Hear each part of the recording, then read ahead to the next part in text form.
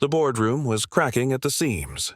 Tension hummed louder than the city outside as Richard Blackwood, billionaire CEO of Blackwood Enterprises, struggled to keep up with his mother's flying hands. Eleanor Blackwood had been deaf since childhood. Her movements were precise, elegant, and impatient. She was signing faster than Richard could think, but his beginner's knowledge of ASL turned her language into fragments and guesswork. Across the polished oak table, Bradford Sterling, the second-largest shareholder and self-appointed king of arrogance, leaned back with a smirk. "Maybe next time you bring an actual interpreter, Richard," he said, his tone dripping superiority. "This is painful to watch." Then, turning to Eleanor, he exaggeratedly mouthed, "Don't worry, sweetheart, the adults will handle this." A few executives chuckled under their breath. Others looked away, pretending not to notice the insult. Eleanor's hands trembled, not with confusion, but fury. She signed faster, desperate to be heard.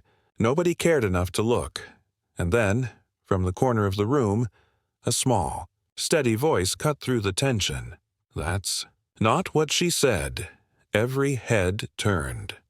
Standing near the door was a thin, 10-year-old boy with a too-big jacket and sneakers that had clearly survived several owners.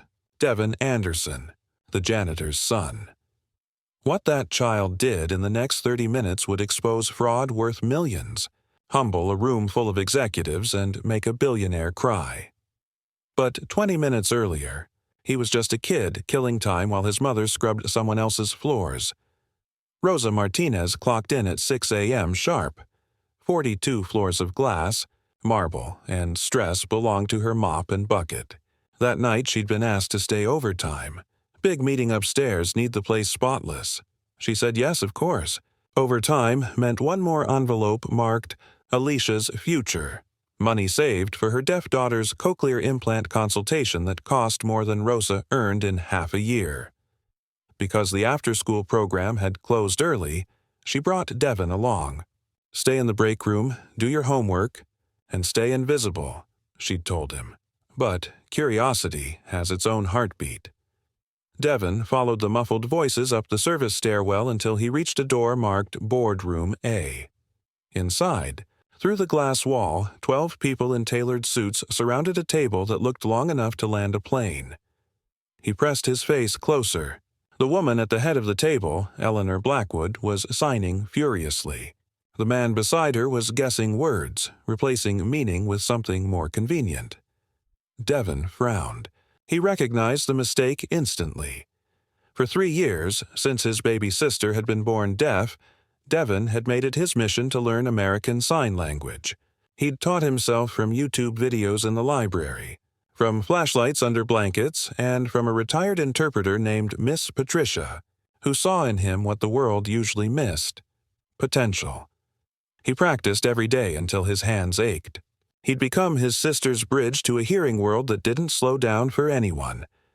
Now, watching through the glass, he saw Eleanor's fluent signing twisted into corporate nonsense.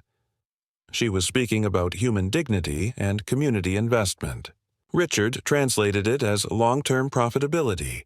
She signed social responsibility. He said returns on investment. Devin's stomach tightened. He'd seen this look before. Mockery wearing politeness as disguise. It was the same look kids gave his sister when they laughed at her hearing aids. And then, across the table, Bradford Sterling leaned forward with that smirk again. "Well," he said, "if she can't even explain her own proposal clearly, maybe it's time for younger leadership." Devin's hands balled into fists. He'd promised his sister that he would never let anyone make her invisible. That promise now pulsed in his chest like a drum. Inside, the boardroom debate grew colder. Eleanor tried to insist that profit without purpose was hollow. Bradford countered with charts and returns, proving he cared only for numbers with dollar signs. What none of them noticed was the boy slipping quietly through the doorway. 12 heads turned again, this time in disbelief. "Excuse me," Richard said, his voice forced calm. "You can't be here. This is a private meeting." Devin's voice wavered, but his courage didn't. "I'm sorry, sir, but that's not what your mother said." A long silence. Then muffled laughter from Bradford. "Oh, this is rich. We're taking business advice from children now?" Eleanor looked up sharply, eyes glimmering. She signed something, fast, testing. Devon answered instinctively, his own hands fluent and sure. Gasps. He understands her? Someone whispered. "She's asking who taught me," Devon said softly. "She wants to know if I'm a real interpreter." "Enough," Bradford barked. "Get this kid out of here before I call security." But Eleanor's hands moved again, commanding attention. Devon watched, then translated calmly. "She says she wants me to stay. She wants a voice that actually listens." Bradford gave a sarcastic laugh. "Fine, little genius. Translate perfectly, or your mother loses her job." "Deal?" Rosa appeared at the doorway, eyes wide with panic. "Devon, no!" He looked back at Eleanor. She met his eyes with something he recognized too well. Decades of being unheard. She signed one slow phrase. Devon nodded and translated. "She says, 'Let's begin.'" What started as a janitor's son defending a deaf woman's voice was about to shake the foundations of corporate power. The test was set, and the stakes were higher than anyone realized. Silence blanketed the room. You could hear the faint hum of the air conditioner and the nervous shuffling of expensive shoes. A 10-year-old boy stood before a billion-dollar board, his mother frozen at the door, and a deaf woman finally daring to hope. Eleanor Blackwood's eyes locked onto Devon's small hands. They were steady, confident, alive. In her 68 years, she had seen many people look at her. Few had truly understood. Bradford Sterling leaned back, grinning like a man watching a circus trick. "Go on then, prodigy," he said. "If you can really understand her, prove it. But if you're wrong, the janitor's fired." "Deal!" A soft gasp rippled through the room. Rosa clutched the doorframe, shaking her head, whispering, "Mi hijo, no." Devon didn't answer Bradford.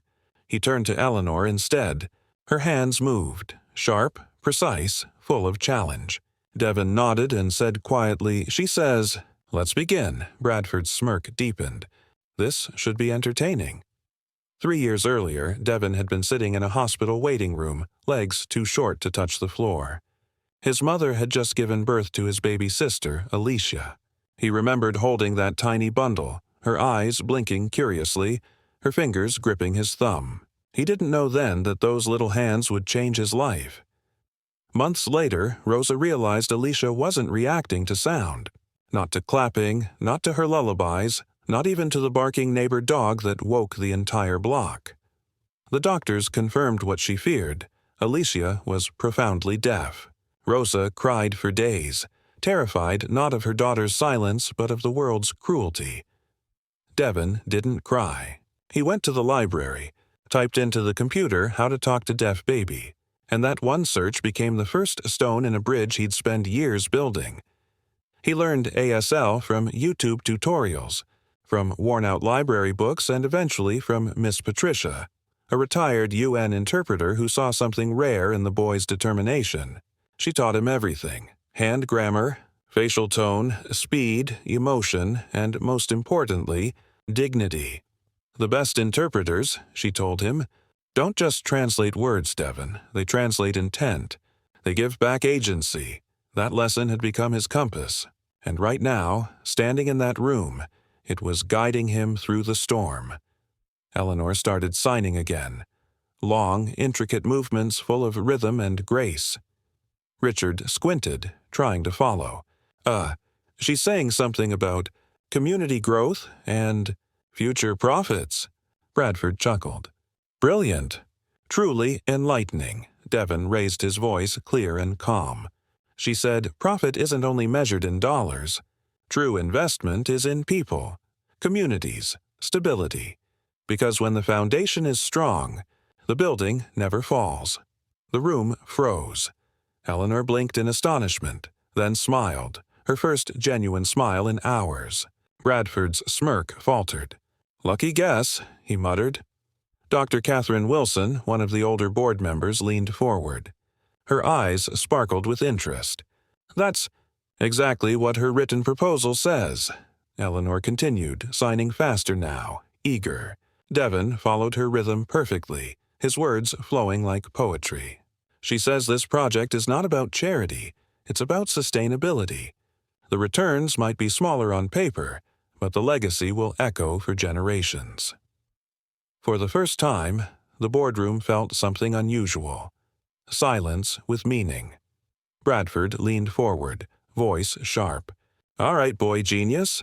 Let's see how you handle real business talk. Richard, ask your mother about the financial breakdown, the budget, the timeline, the ROI. Let's see if our prodigy can keep up." Richard, sweating slightly, signed to his mother, missing more words than he hit. Eleanor frowned, then launched into complex financial signing. Numbers, ratios, hand movements precise as code. Richard froze. She's talking about, maybe the construction." Devon spoke, firm and fluent. "She says there are 3 buildings on the proposed site in the South Bronx. Building A, 120 units for single-parent families. Building B, 100 units for elderly residents with medical access. Building C, 80 units fully accessible for people with disabilities. That's 300 total. The $50 million budget splits into $34 million construction, $8 million for community facilities, clinics, job training, child education, and $6 million for maintenance over 3 years, with $2 million reserved as contingency." A stunned silence. Dr. Wilson checked her tablet. Her lips parted. "That's word for word from the proposal. Even the contingency amount." The entire board stared at Devon. Bradford broke into nervous laughter. "You must have read her file." "You're bluffing." Devon shook his head. "No, sir. I'm just translating what she's signing right now." "Fine," Bradford hissed. "Then answer something not in her documents." He turned to Richard. "Ask her about the property tax projections in year 3 if the city's rates increase by 3%. Go on. Ask." Richard's signs were a mess, half the words wrong, half forgotten. Eleanor hesitated, piecing together what he meant, then responded in a torrent of movement that left Richard completely lost. Devon watched, followed, and then spoke clearly. "She says taxes are expected to rise 3.2% yearly, but the project qualifies for low-income housing tax credits and inclusionary zoning bonuses that offset the cost.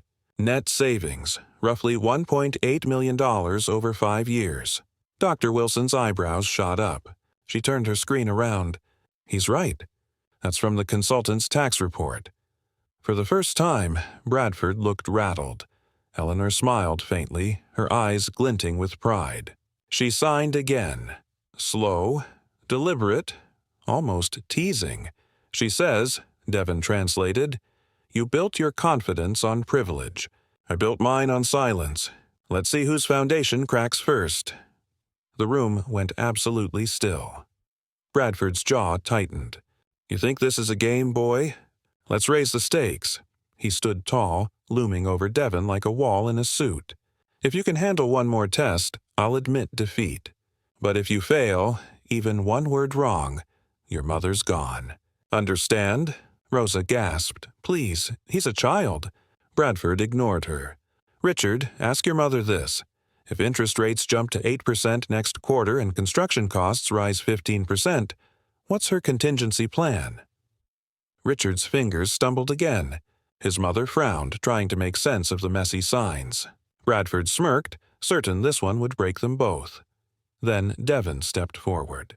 His hands began to move, calm, confident, precise.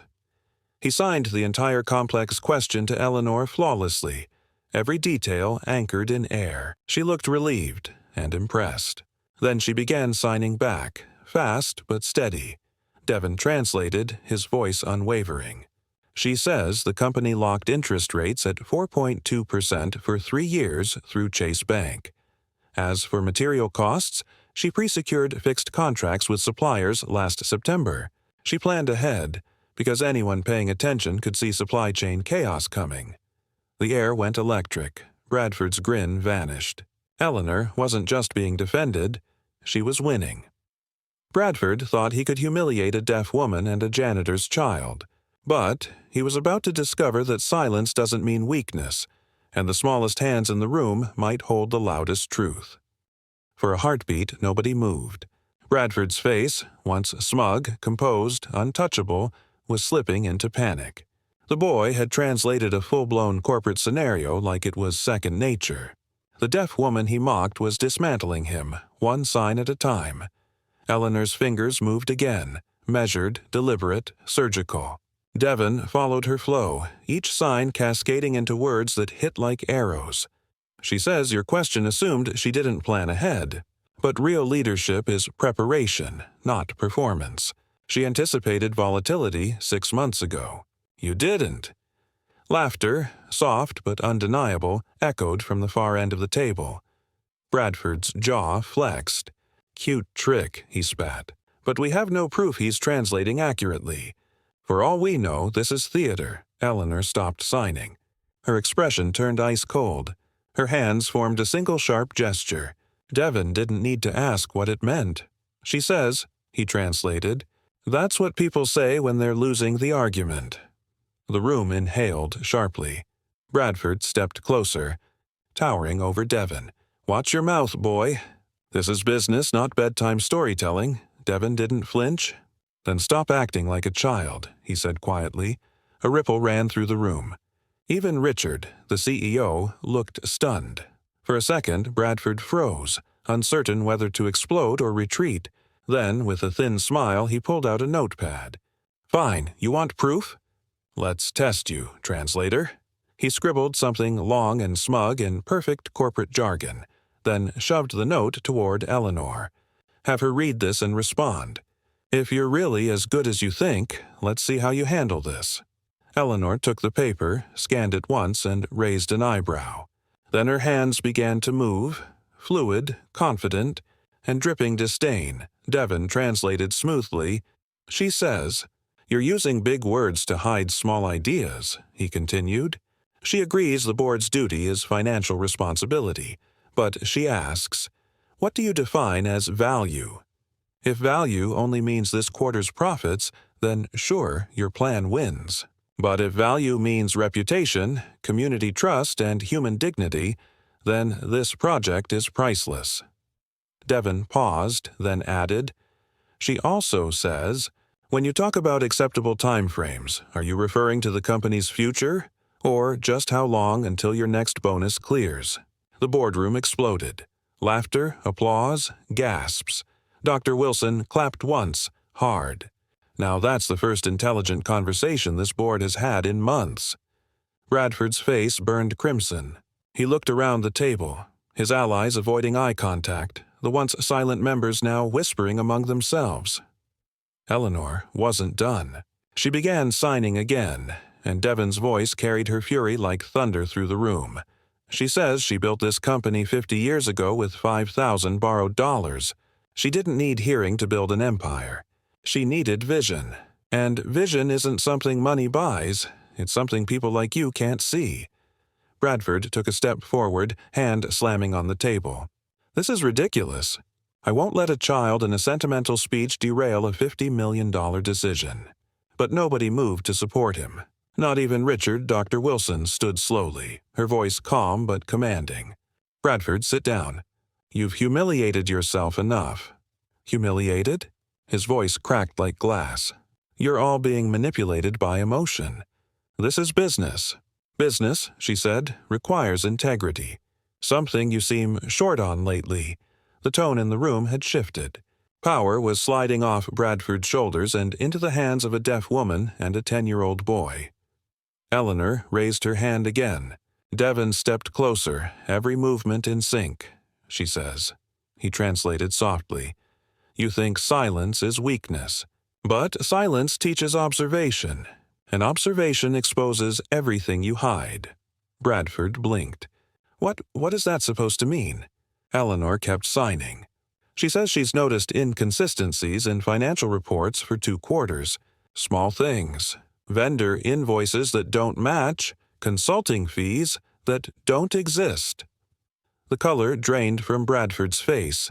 Devon's voice remained steady. She says she hired an independent auditor 3 weeks ago. A murmur spread like electricity. Eleanor pointed toward the heavy drawer near Richard's seat. Her fingers formed two signs, simple and final. Devon turned to Richard. She says the report is in the drawer. Right side, third one down. Richard hesitated, then pulled it open. Inside lay a thick envelope. Dr. Wilson snatched it before Bradford could react. The room was silent except for the rustle of papers as she began to read.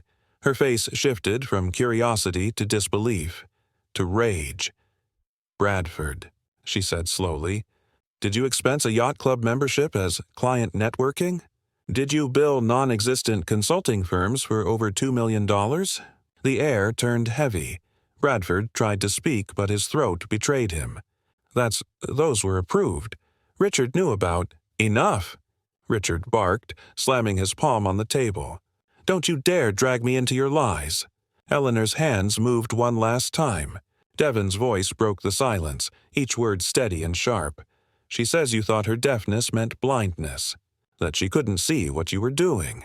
But she doesn't need ears to notice patterns, and she doesn't need a voice to expose a thief." Bradford's breath came ragged. "You think this makes you a hero, boy? You'll still end up like your mother, cleaning up after people like me." Devon met his eyes unflinching. "No," he said quietly. "I'll end up standing where people like you used to." He lifted his hands and signed as he spoke, each motion deliberate and powerful. "Because the weakest piece on the board can still checkmate the king." The room erupted again. Applause, gasps, disbelief, tears. Eleanor rose from her chair and pulled Devon into an embrace. For a long moment, the world seemed to stop. The fraud was out. The power had shifted. But Bradford Sterling wasn't done yet. He still had one desperate card left to play, and it would turn victory into heartbreak before justice finally found its voice. Applause thundered through the boardroom like a storm breaking over Manhattan. Executives who'd spent the whole meeting silent were now clapping with open palms. A 10-year-old boy had just done what a dozen adults couldn't. He'd brought truth into a room that had forgotten how to hear it. Eleanor Blackwood stood tall beside him, calm and proud, her hands still. For the first time in years, she didn't need to shout through silence. Her voice, her real voice, was standing right beside her. Bradford Sterling's face was a painting of fury and disbelief. His empire of arrogance was crumbling, and everyone could see it. But broken men don't surrender gracefully. They burn the bridge on their way down? Stop! His shout sliced through the applause. "Stop this circus right now." The room went still. Bradford's voice shook, not with guilt, but with venom. "You're all letting emotions cloud your judgment. This is manipulation.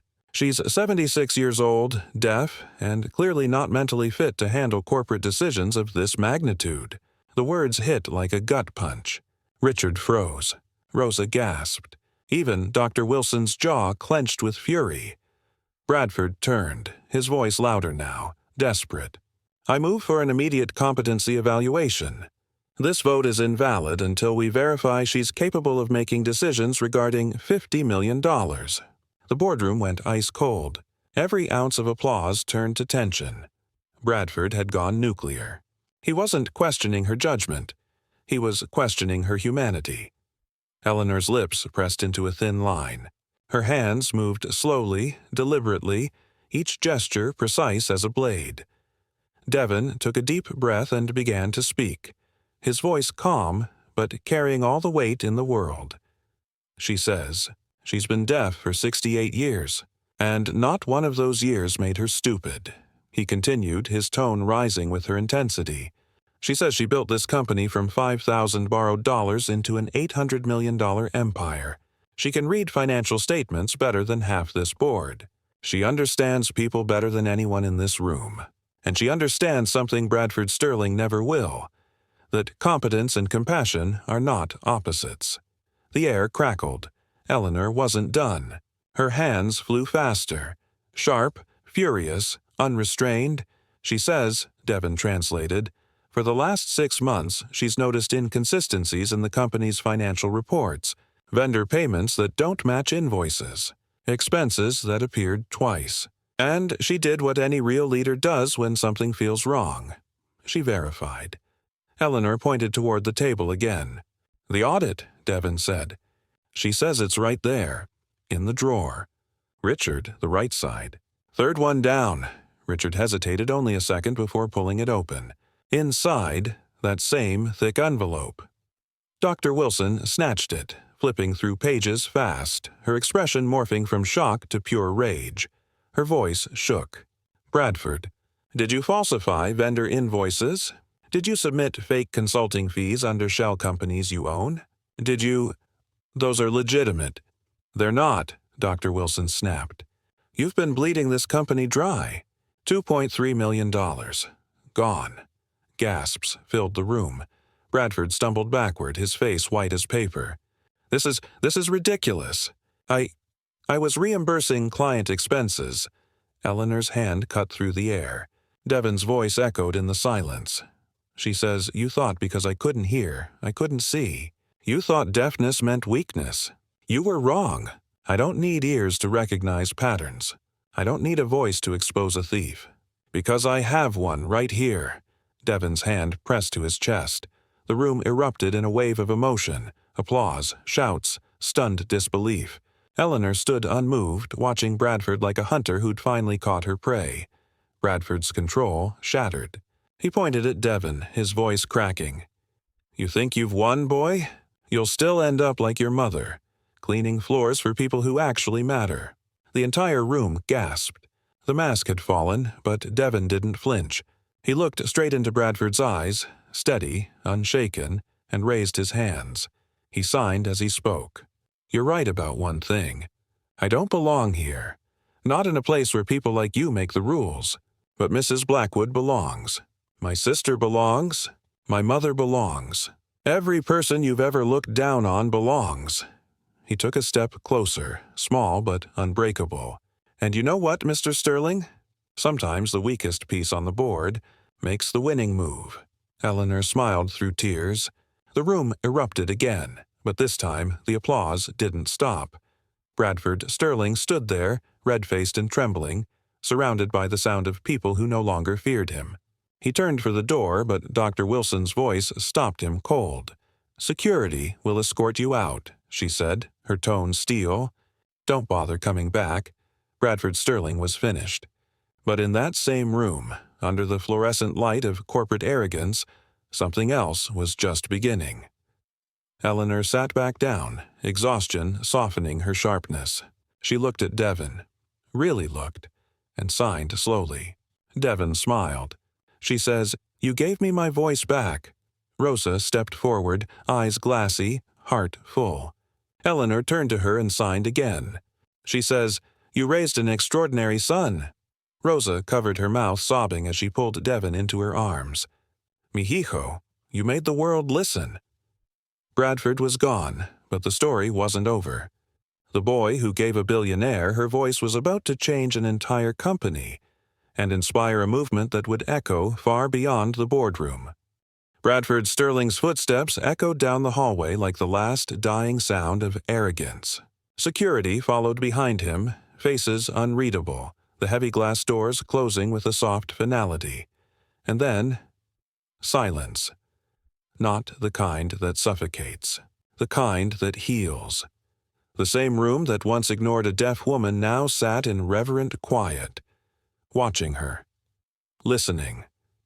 Eleanor Blackwood, the woman who had built an empire from nothing but grit and willpower, sat tall in her chair. The anger had left her eyes, replaced with something deeper: pride, peace, and gratitude. Beside her stood Devon Anderson, a boy who'd walked into a room full of power and left it trembling. Dr. Catherine Wilson cleared her throat, her voice breaking the stillness. "I move," she said, steady and clear, "to remove Bradford Sterling from this board, effective immediately, pending a full criminal investigation into the fraudulent activities revealed in Mrs. Blackwood's audit." "Seconded," said Margaret Foster. "All in favor?" Every hand in the room rose, unanimous.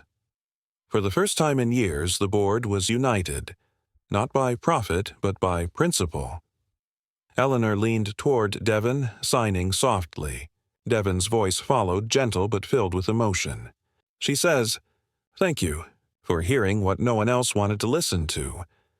Richard, the CEO, looked at his mother, the woman he thought he understood. His eyes filled with guilt and awe. He walked over, knelt beside her chair, and began to sign with clumsy hands. "I'm sorry, Mom. I should have learned better. I should have listened." Eleanor smiled, tears catching the light. Her fingers replied gently. Devon translated, "She says it's not too late. Listening always begins with humility." Dr. Wilson stood again, voice trembling with something close to shame. "For years," she said, "we failed this woman. We let communication barriers become excuses for exclusion. We told ourselves it was easier for her son to summarize, but easier isn't ethical. We silenced her brilliance with convenience." She turned to the room. "From this day forward, every meeting, every project, and every employee interaction will have full ASL interpretation. No exceptions." The board members nodded, and for once the gestures weren't performative. They were promises. Margaret Foster spoke next, her voice cracking. "I voted against several of your proposals, Eleanor. Not because I disagreed, but because I didn't understand. And instead of admitting that, I assumed you hadn't thought them through." She paused, eyes glistening. "I was wrong." Eleanor's fingers moved gracefully, and Devon translated with quiet power. She says, "Understanding takes courage. And today, you finally showed some." The room exhaled. The ice that had frozen compassion began to thaw. Richard stood and addressed everyone, voice firm. "Starting tomorrow, this company will fund an inclusion and communication initiative, a permanent program that ensures no voice is ever left out again. Not just for us. For every employee, every partner, every client." He looked at Devon. "And we'll name it after the boy who reminded us what listening really means." Devon's eyes widened. "Sir, Eleanor placed a hand on his shoulder. Her fingers spoke again, slowly. "She says you gave her more than translation. You gave her voice back. And no name on a building can repay that." Rosa entered the boardroom hesitantly, wringing her hands. She had been listening from the hall, tears streaking her cheeks. Eleanor turned to her and began signing. Devon translated softly. "She says you raised a son braver than most men in this building. His kindness, his courage, they didn't come from nowhere. They came from you." Rosa choked back a sob and pulled her son into her arms. "Mi hijo," she whispered, "you made the world listen." The entire boardroom stood, no suits, no titles, just people. Dr. Wilson turned to Richard. "I also move," she said, "to approve Eleanor's South Bronx project, in full. $50 million. Let's build something that matters." Richard didn't hesitate. "All in favor?" Every hand went up. Unanimous again. Eleanor smiled, the kind of smile that carries decades of pain, victory, and vindication. She signed one last message to Devon, her movements slower now, filled with tenderness. Devon nodded, his voice trembling slightly as he translated. She says, "Sometimes silence isn't the absence of sound. It's the presence of strength." He swallowed hard, then added softly, "She says she's proud of me." Rosa covered her mouth again, sobbing quietly. Even Dr. Wilson wiped away a tear. Eleanor reached out and took Devon's hand, their fingers meeting midair, one fluent, one learning, united by meaning that didn't need words. For the first time, everyone in that room truly understood what language was for. The world outside that glass tower hadn't heard their story yet, but it was about to. Because when truth finally finds a voice, it doesn't whisper. It echoes. The sun was already sinking behind the Manhattan skyline when the boardroom emptied. But inside that glass tower, something eternal had been set in motion. By morning, everyone would know, because truth has a way of traveling faster than any headline, especially when it's carried by the hands of a child. That night, Eleanor Blackwood authorized the release of the full meeting footage. No edits, no filters, no PR spin, a 10-year-old boy translating for a deaf billionaire, a corrupt executive exposed in real time, and an entire room learning what dignity really sounds like. By sunrise, the video had crossed 1 million views. By lunch, 10 million. By nightfall, 20. Hashtags flooded every platform. Yush, the boy, who listened. Yush, justice. In silence. Yush, every voice matters, and right at the center of it all, Devin Anderson. The video opened with his small, determined face saying, "That's not what your mother said." Those 7 words became a symbol, a meme, a quote, a rallying cry. News anchors couldn't stop talking about it. The janitor's son who gave a billionaire her voice. 10-year-old interpreter exposes corporate fraud. CNN called it the most human story of the decade. The New York Times ran it front page. Good Morning America invited the entire family to appear on air. Devin sat under the studio lights beside Eleanor, his mother Rosa, and his little sister Alicia. Eleanor signed her gratitude. Devin interpreted every word live. Alicia, perched on her brother's lap, signed too, her small hands mirroring his like poetry in motion. The hosts were speechless. One of them whispered, "You're incredible." Devin smiled shyly. "I'm not incredible," he said. "Listening is." But fame didn't change him. It focused him. Reporters tried to make the story about him. The prodigy, the miracle boy, the genius translator. But Devin refused to let it stay there. He used every camera, every microphone, every headline to redirect the world's attention. "It's not about me," he said again and again. "It's about people like my sister. About people like Mrs. Blackwood. About everyone who's ever had a voice but no one willing to listen." Deaf voices. Matter began trending within days. Eleanor, now a national icon herself, stood beside him at press conferences and charity events. Rosa watched from the side with pride too big to hide. And Alicia, the quiet spark that had started everything, would smile as her brother signed to the cameras. Deafness isn't silence. Ignorance is. Meanwhile, Bradford Sterling's empire collapsed. The FBI confirmed every number in Eleanor's audit. 2.3 million in embezzled funds, fake consulting invoices, shell companies tied directly to his private accounts. He was arrested within a week, indicted on 15 counts. His name, once respected in every luxury tower, became shorthand for greed and downfall. He pleaded guilty to avoid trial, but the world had already passed judgment.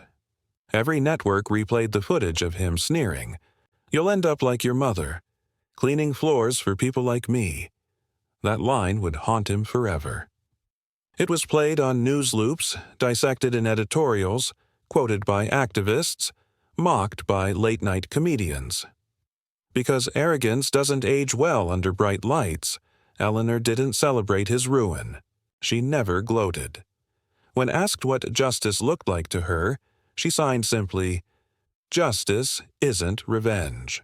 It's restoration." Devin translated her words to millions watching live.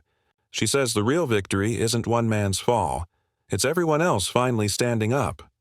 And the world did. Within 2 months, Blackwood Enterprises transformed. Every department installed professional interpreters. New positions were created for deaf and hard-of-hearing employees. The company launched a community fund to support sign language education. They called it the Listening Project. Richard Blackwood led the initiative personally. Guilt had turned into purpose. He and Devin met weekly, learning sign language together under Eleanor's supervision. It became a ritual. 2 worlds bridging with every clumsy hand movement and every small laugh at their mistakes. Even the boardroom, that once hollow arena of ego, now had 2 interpreters seated at every meeting. Where there had once been silence, there was now conversation. Where there had once been hierarchy, there was now humanity. And yet, for all the headlines, all the fame, all the celebration, Devin stayed the same boy who'd started it all, Every afternoon after school, he'd still walk his sister home. Every night they'd practice signs together. Every weekend he'd visit Miss Patricia, his mentor, at the Harlem Community Center, sitting beside her in the back of class, teaching kids their first signs. Hello. Thank you, love. Respect, Miss Patricia. Now, gray-haired and proud, would whisper, You kept the promise. Devin, you became the bridge. He'd smile and reply, No, ma'am. We built it together. But the story wasn't finished, because Eleanor Blackwood had one last surprise, a gift that would change Devin's family forever and turn a simple act of courage into a lifelong legacy. Morning light spilled through Eleanor Blackwood's penthouse windows like a quiet blessing. For once, she wasn't signing about contracts or budgets. She was signing about gratitude. 3 days had passed since the world watched her and a 10-year-old boy rewrite the meaning of communication. 3 days since strangers flooded social media with the same sentence over and over again, the boy who spoke for the billionaire. But in Eleanor's mind, there was only one thing left undone. Thanks. Rosa Martinez and her children had been invited to Blackwood Enterprises headquarters that morning. Devin wore a neatly pressed blue shirt. Alicia clutched a small stuffed dolphin, her comfort toy. Rosa looked both nervous and proud, like someone walking into a place they'd always cleaned but never been welcomed into. Eleanor met them in the lobby herself. No assistants, no cameras. She signed the first words before Devin could even ask what she wanted to say. Devin's voice translated softly. She says this company was built on courage, and today, she's standing in front of the woman who raised the bravest child she's ever met. Rosa's eyes shimmered. Señora Eleanor. Gracious, Eleanor smiled, shaking her head. Then she signed again, slowly this time, her fingers forming something both official and intimate. She says, Devin continued, that she's made 2 decisions today. First, a scholarship fund in Devin Anderson's name for any child who wants to learn ASL or become an interpreter. And second, a donation of $50,000 toward Alicia's cochlear implant procedure and long-term therapy. Rosa gasped. No, we can't accept that. Eleanor lifted her hand, one graceful commanding motion, and signed firmly. Devin smiled. She says it's not charity, it's gratitude. Tears spilled freely down Rosa's face. Alicia, watching, didn't know every word, but she understood enough. She reached out, touching Eleanor's hand gently, and signed a single word she'd practiced the night before. Thank you. That afternoon, Eleanor asked everyone to join her in the courtyard beside the company's glass facade. Reporters assumed it was a press conference. It wasn't. It was a dedication. A long silk curtain hung across the new bronze plaque. Eleanor gestured for Devin to stand beside her and handed him the ribbon. He pulled it gently, and the crowd gasped. The Anderson Center for Deaf Services below it. In honor of every child who turned silence into strength, Devin turned to her, stunned. Mrs. Blackwood, you named it after us. Eleanor signed with a grin. She says, names matter. Yours reminded me that every legacy begins with listening.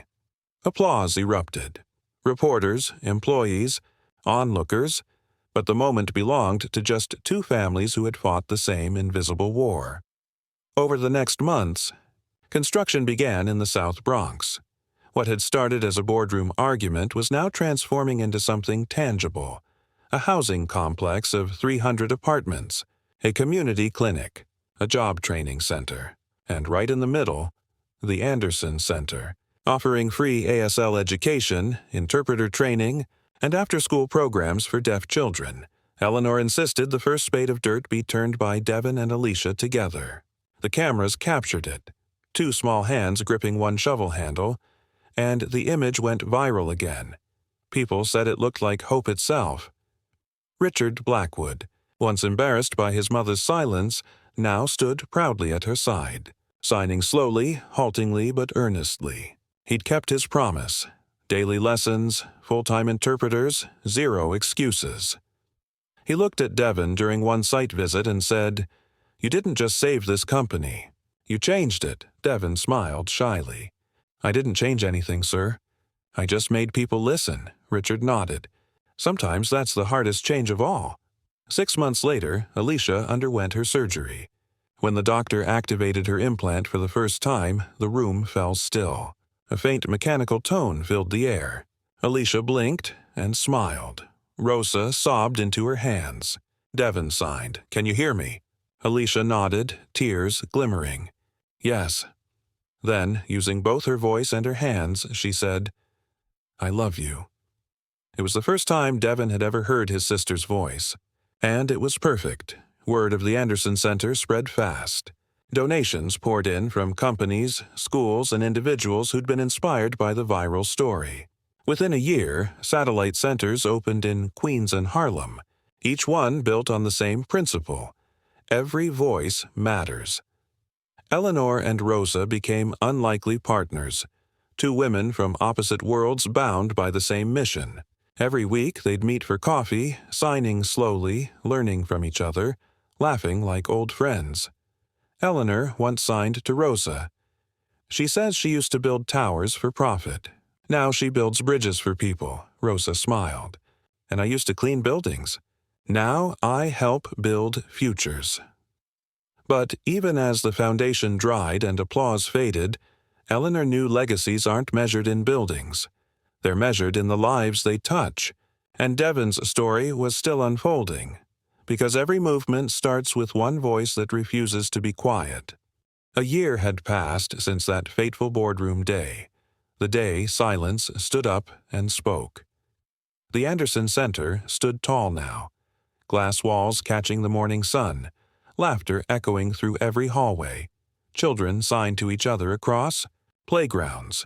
Teachers used both hands and hearts, and murals of hands spelling hope decorated every corner. Everywhere you looked, people were listening. Devin Anderson had grown taller, but his humility hadn't shrunk an inch. At 11, he was already teaching ASL classes every Saturday at the Harlem Community Center, the same place where it all began. Kids came from every borough just to learn from the boy who gave silence a voice. He never called it teaching. He called it sharing, because that's what Miss Patricia had taught him, the woman who had once seen a little boy in a library and decided he was worth her time. Now she sat at the back of his classroom every weekend, her hair whiter, her smile softer, watching him with the quiet pride only a teacher could know. "Do you know what I see when I watch you?" she told him once. Devin smiled. "A kid who talks too much?" She laughed. "No, I see a bridge, strong enough for others to cross." But bridges don't stay forever. 6 months later, Miss Patricia passed away peacefully in her sleep. The news hit Devin harder than anything before. The day of her memorial, he placed his interpreter's badge, the one she helped him earn, beside her photo at the community center. He signed 3 words toward her picture, tears sliding silently down his face. "I kept promise." Rosa watched quietly. Alicia stood beside him, holding his hand, the same way she did when she was little. That night, he wrote something in his notebook, a promise renewed.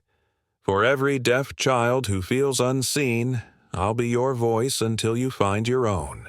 Eleanor Blackwood attended the memorial, too. No bodyguards, no press, no cameras, just an old woman sitting in the back row, watching the boy who'd changed her world. After the service, she signed slowly to him. She says, "When I met you, I thought you gave me my voice back. But now I see, you gave it to everyone." Devin smiled. "You gave me courage to use it." Eleanor nodded. "And you gave me courage to listen." Months later, the state of New York officially recognized Devin as the youngest certified community interpreter in its history.